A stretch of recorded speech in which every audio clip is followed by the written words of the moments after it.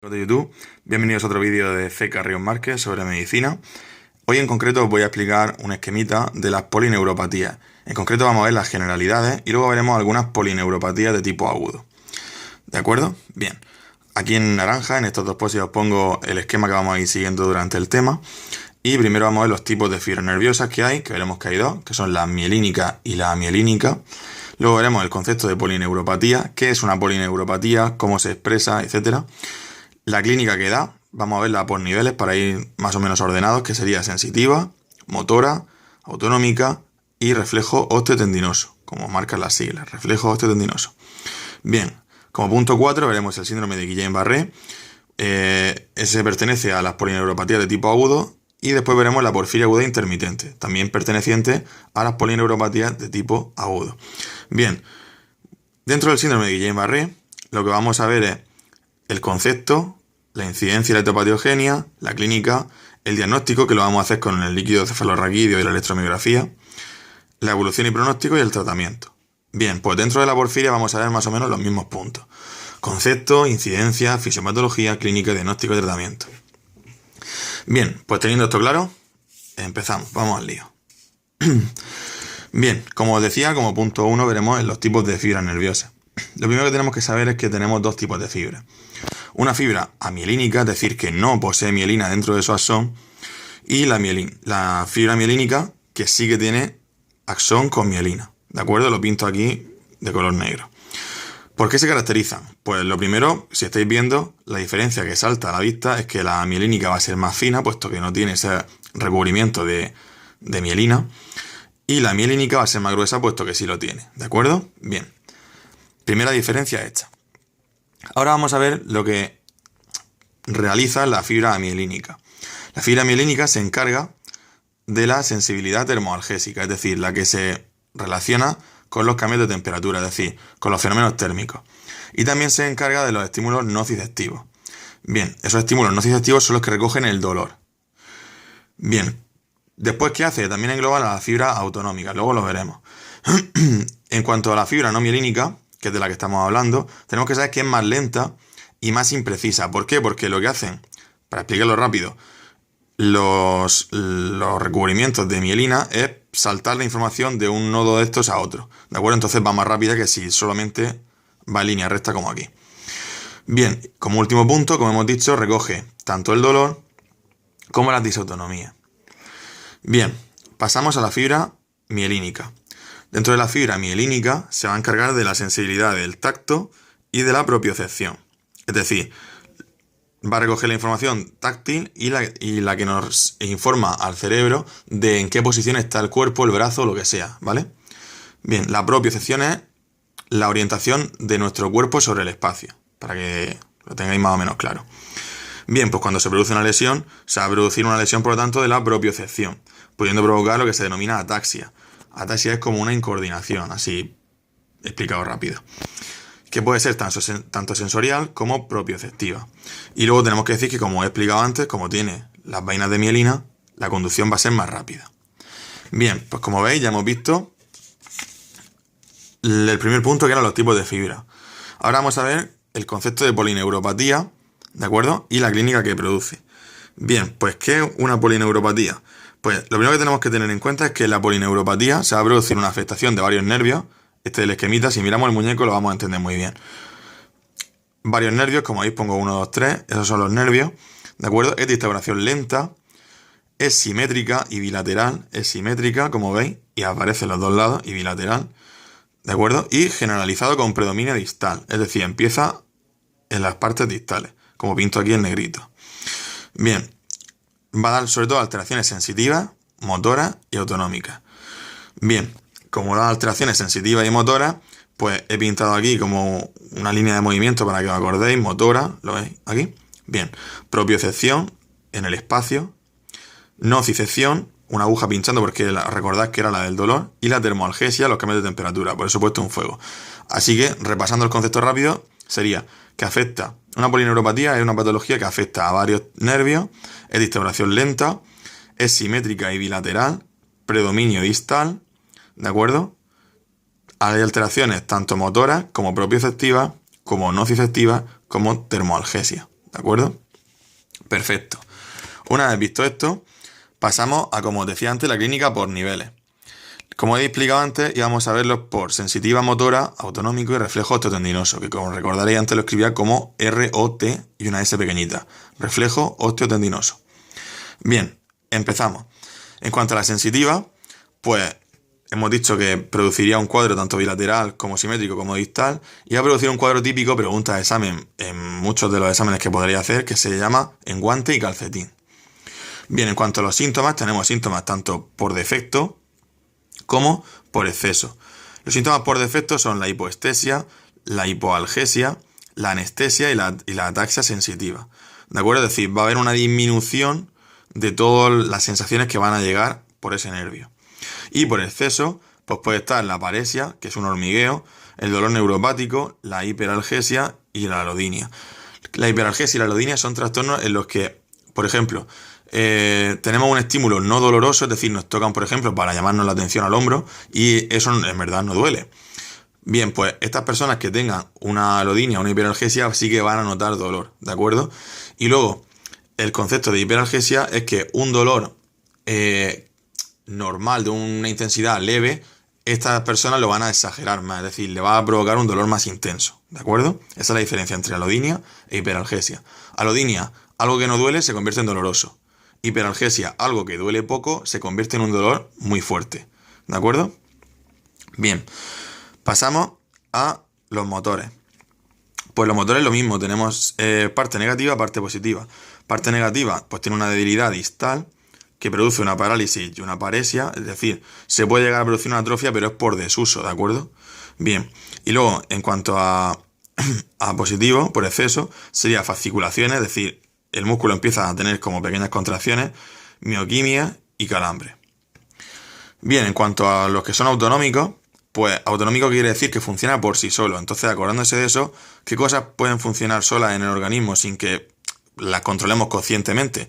Pues son el sudor, es decir, se va a provocar que esa parte del cuerpo afectada no sude, anhidrosis, una disminución de la tensión arterial ortostática, pupilas reactivas, falta de lagrimeo, ilioparalítico, bradicardia, es decir, va a actuar sobre todos aquellos sistemas que nosotros conscientemente no podemos controlar, ¿de acuerdo? Como son la sudoración, la tensión, el tamaño pupilar, las lágrimas, el ilioparalítico, bueno, el intestino y la bradicardia, ¿de acuerdo? El corazón.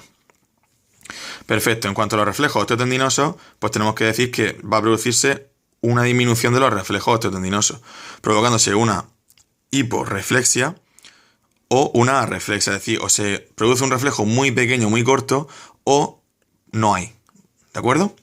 Bien, siguiendo con el esquema, vamos a ver las pruebas que se hacen. Las pruebas que se hacen, pues son, para diagnosticar sobre todo, son un diagnóstico que va a ser electrofisiológico y es muy importante, ¿de acuerdo? Porque nos va a dar prácticamente el 100% del resultado positivo de esta patología.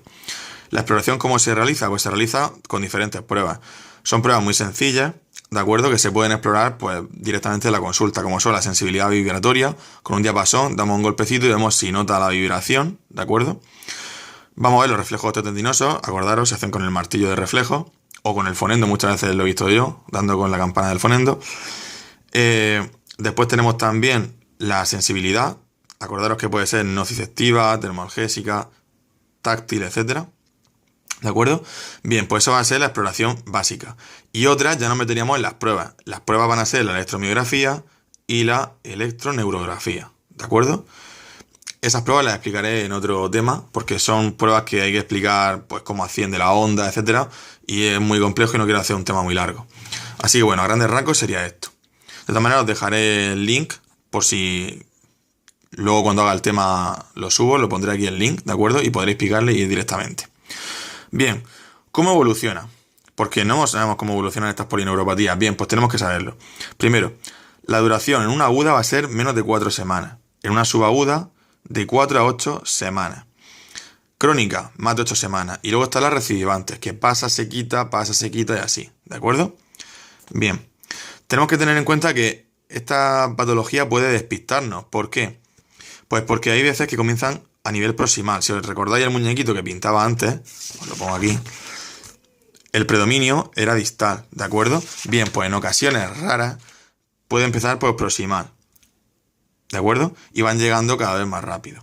Bien, luego, por definición, acordaros de esto siempre porque puede ser pregunta de examen, que las polineuropatías son distales. Bien, luego, ¿qué tenemos que saber? Otra parte importante del concepto es que son sensitivos, motoras y axonales, ¿de acuerdo? Todo lo que ocurre va a ocurrir a ese nivel. Perfecto. Pues clasificación según la afectación. Puede ser una afectación desmielinizante o axonal. Bien, en la desmielinizante, pues no hay una denervación, se produce una disminución de la velocidad de conducción. ¿Por qué? Porque estamos perdiendo la mielina. ¿De acuerdo? Aquí en esta patología desmielinizante se pierde la mielina, que era lo que hacía, era lo que yo pintaba en negro en el axón de la neurona, que hacía que la velocidad de conducción fuera más rápida. Si recordáis, he dicho que saltaba de uno a otro y iba más rápido. Bien, y es muy frecuente sobre todo en enfermedades inflamatorias de tipo autoinmune. En cuanto a las axonales, son más frecuentes, hay una denervación y se va a producir una atrofia. Hay alteraciones electromiográficas en las que se va a ver una disminución de la amplitud, pero la velocidad se mantiene constante. Si veis, se produce aquí una diferencia. En este disminuye la velocidad, en este la velocidad es constante.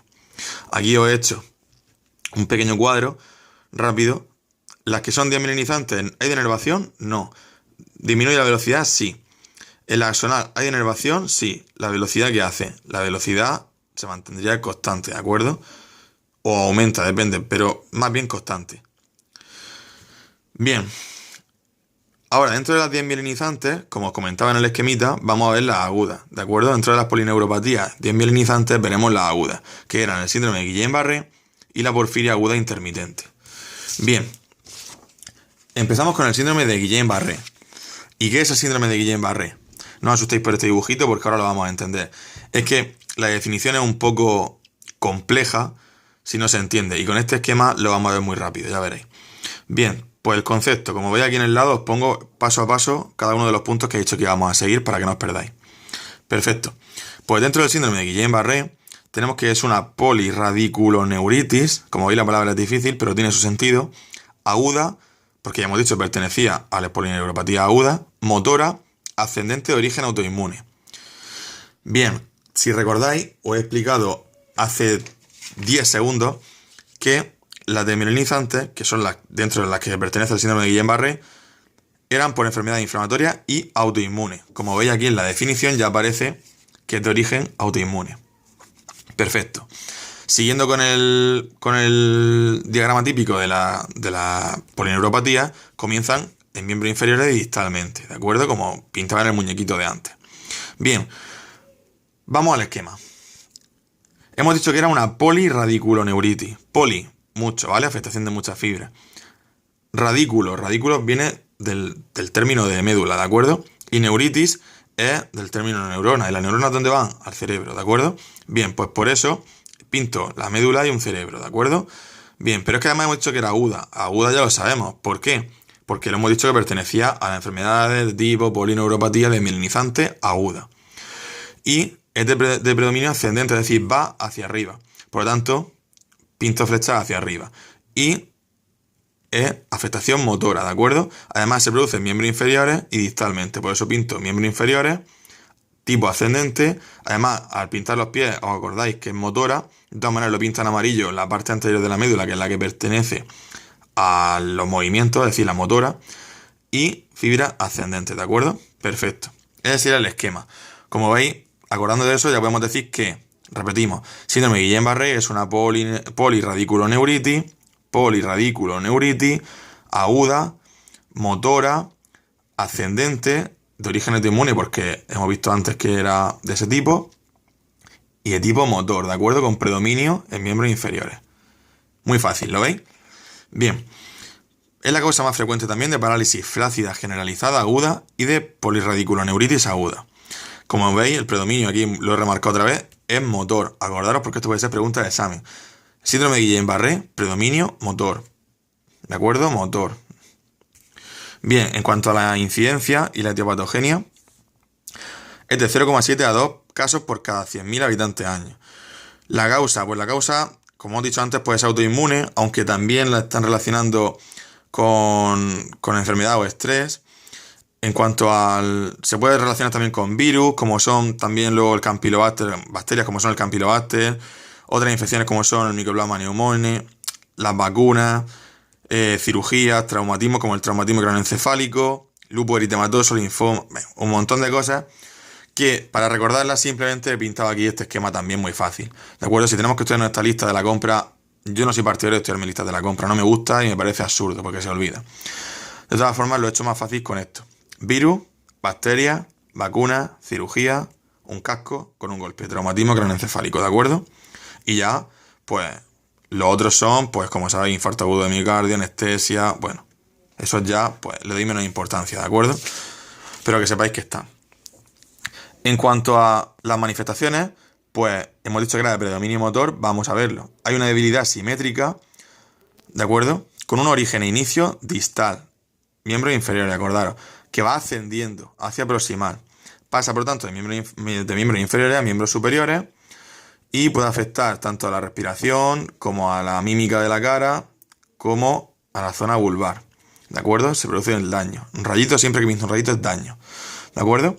Bien, pues puede dar tetraparesia, necesidad de asistencia respiratoria por la afectación que dan los músculos respiratorios, parálisis facial bilateral, aquí tenéis el dibujito, que se llama diplegia facial, afectación de los nervios oculares y esfínteres no se da, por eso lo marco aquí en rojo, es raro y además puede ser pregunta de examen.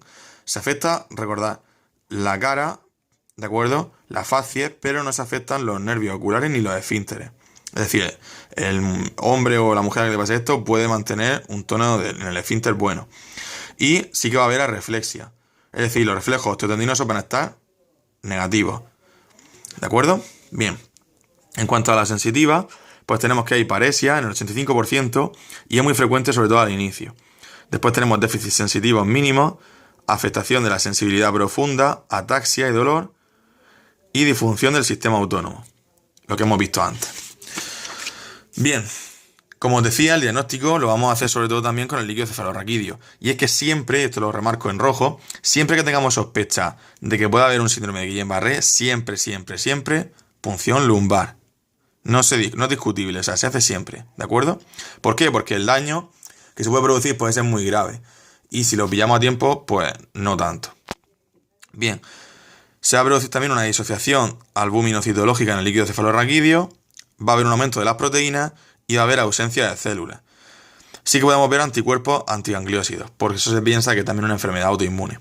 Entonces repetimos, en el líquido cefalorraquídeo, ¿de acuerdo? Siempre se va a pedir una punción lumbar en el caso de que sospechemos, eso es lo primero. Y ya en el líquido cefalorraquídeo va a haber una disociación albúmino-citológica, no va a haber células y va a haber un aumento de proteínas. Puede haber anticuerpos, ¿vale? Debido a que se piensa que es de tipo autoinmune. Perfecto. Una cosa importante, recordad que he dicho que no había células, por eso lo tacho. Cuando el líquido cefalorraquídeo tiene células, podemos sospechar de una meningitis por VIH, ¿de acuerdo? Y entonces tendríamos que hacer otra batería de pruebas distintas. Bien, en cuanto a la electrofisiología, pues tenemos que perdón. El electroneurograma, tenemos una disminución de la velocidad de conducción, un aumento del alargamiento de la respuesta, luego tenemos el bloqueo de la conducción, tenemos afectación de la amplitud.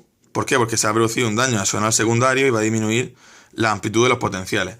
Como no he explicado el tema de la electrofisiología, pues tampoco es que tenga mucha importancia, simplemente por recordarlo y ya está. Disminuye la velocidad de conducción, ¿de acuerdo? Como hayamos visto en la de mielinizantes, que, repito, el síndrome de Guillain-Barré pertenece a este grupo, disminuye la velocidad de conducción, ¿de acuerdo? Bien, pues aquí va a pasar lo mismo. Y luego tenemos en el electromiograma, pues tenemos que en reposo, a las 2-3 semanas se pueden ver potenciales de denervación.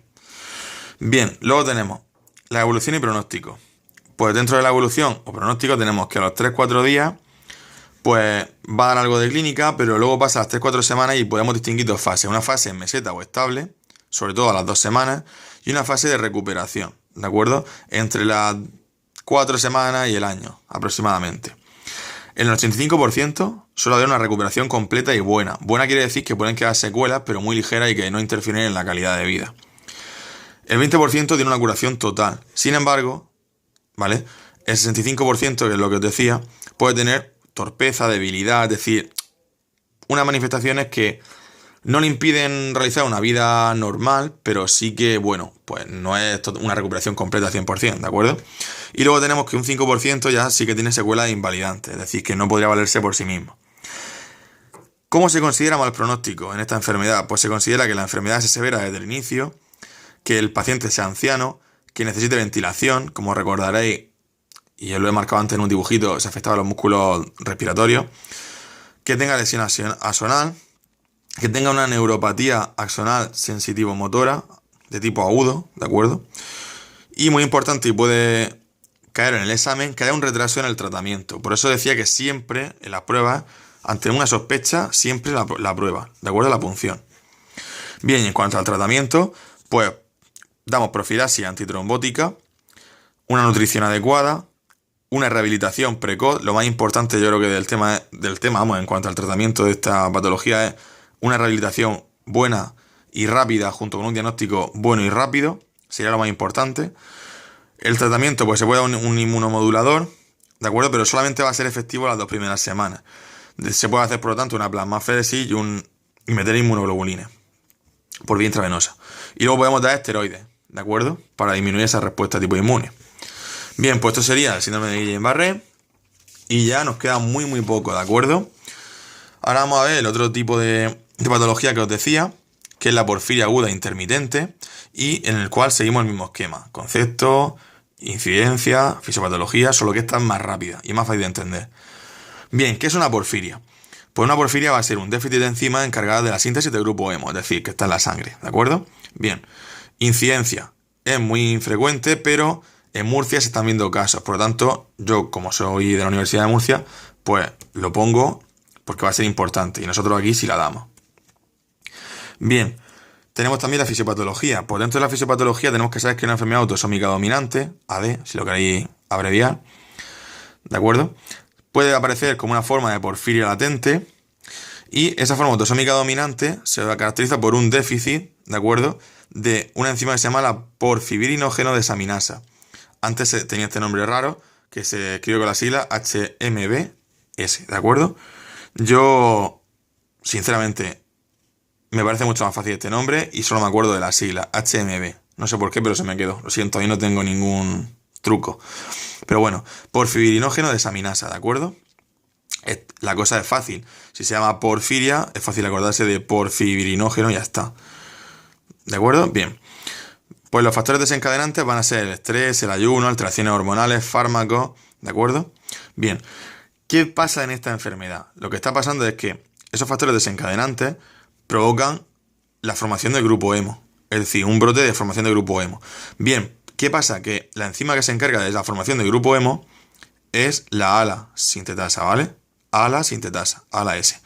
Bien, esto cuando se estimula se produce la formación del grupo hemo. ¿Qué está pasando? Que como no existe, hay un déficit de porfirilógeno desaminasa, pues lo que pasa es que, por ahí, lo veis que lo tacho, ¿no? Bien, pues que todo este proceso se frena en seco. Y entonces lo que pasa es que se van acumulando los precursores. Se acumula el ALA, el porfirinógeno y la uroporfirina, provocando sobre todo por esto último la orina oscura característica. Tú dejas la orina a temperatura ambiente o al sol o lo que sea y se ve una orina rojiza, una orina muy oscura, ¿de acuerdo? Que no sería normal a simple vista. Bien, en cuanto a la clínica, pues tenemos que hay brotes agudos que van de 2 a 3 semanas, en los que cursa con dolor abdominal el 93%, afectación del sistema nervioso y, como he dicho antes, la orina oscura, ¿de acuerdo? Bien, ahora veremos por qué pasa cada cosa. En cuanto a la afectación del sistema nervioso, es frecuente y pasa porque se produce una polineuropatía axonal motora, un daño en los pares craneales, puede aparecer tetraparesia, parálisis respiratoria, encefalopatía y crisis convulsiva, ¿de acuerdo? Por el acúmulo, recordad. Bien, y luego en orina, pues tenemos que hay un síndrome de secreción inadecuada de ADH. Bien, como está pasando eso, si recordáis la ADH es la hormona antidiurética, ¿de acuerdo? Vale. Por tanto, va a haber una disminución del sodio, una hiponatremia, una hipertensión arterial persistente y un daño renal, ¿de acuerdo? Puede aparecer daño renal. Bien, y luego en cuanto al diagnóstico, ¿cómo lo vamos a diagnosticar? Si lo que sabemos, según lo que hemos visto antes, era que se acumulaba el ALA, el porfirinógeno, la uroporfirina, pues el diagnóstico va a ser sencillo, va a ser detectarlo, ¿de acuerdo? Bien, pues se intenta hacer un análisis de sangre y otro de orina y detectamos una elevación de ALA y de porfirinógeno, ¿de acuerdo? Esto es lo de la orina, que cuando la dejamos al sol se pone de color rojo, lo que os comentaba antes. Bien, como os decía, se hace también una determinación de porfirinógeno de desaminasa, de la enzima que os decía, HMBS, que esto es lo que confirma el diagnóstico, ¿de acuerdo? Esto va a ser muy importante, de hecho lo más importante para diagnosticar esta patología, aparte de la clínica, que siempre que sospechemos a un paciente con esa clínica de dolor, afectación del sistema nervioso y orina rojiza, pensaremos en una porfiria, ¿de acuerdo? Bien, entonces haremos unas pruebas, sangre y orina, y determinaremos estas enzimas. Si están positivas, se confirma el diagnóstico, ¿de acuerdo? Bien, además sería conveniente hacer un estudio genético para ver las mutaciones, ya que hemos dicho que era una enfermedad autosómica dominante, ¿de acuerdo? Perfecto. Ya estamos acabando, esto es lo último del tema, y va a ser el tratamiento, como no. No podemos dejar al paciente sin tratar. Bien, pues el tratamiento, tenemos que primero, una profilaxis, cuando pueda haber ataque agudo, que son, primero estudiar a los familiares, ¿de acuerdo? Cuando hay un ataque agudo y se soluciona, hay que hacer un estudio familiar, como os decía, un estudio genético. Hay que una dieta rica en hidratos de carbono. Hay que evitar el ayuno o la malnutrición porque desencadenan la formación de estas enzimas. El embarazo pues puede desencadenarlo también. Y luego no se pueden dar estos fármacos porque se ha visto que producen también una exacerbación del cuadro, que son los antiepilépticos, las pirazolonas, los antidepresivos tricíclicos y los anticonceptivos hormonales orales, ¿de acuerdo? Estos fármacos van a estar prohibidos, recordadlo bien. Antiepilépticos, pirazolona, antidepresivos tricíclicos y anticonceptivo oral hormonal, ¿de acuerdo? Perfecto. Bien, y como segundo tenemos el tratamiento del ataque agudo. El tratamiento del ataque agudo, pues siempre, ataque agudo, recordadlo, ¿de acuerdo? Se da hidratos de carbono y glucosa, se hace, pues, bueno, le ponemos grupo hemo, en concreto hematina, damos opiáceos y clorpromacino, para el dolor abdominal sobre todo, porque suelen ser dolores muy fuertes, y damos diazepam, lorazepam, etcétera, para las convulsiones, como recordaréis, volvemos atrás. Dentro de la afectación del sistema nervioso había crisis convulsiva, ¿de acuerdo? Bien, y el dolor abdominal que os comentaba. Bueno amigos, pues este ha sido el tema.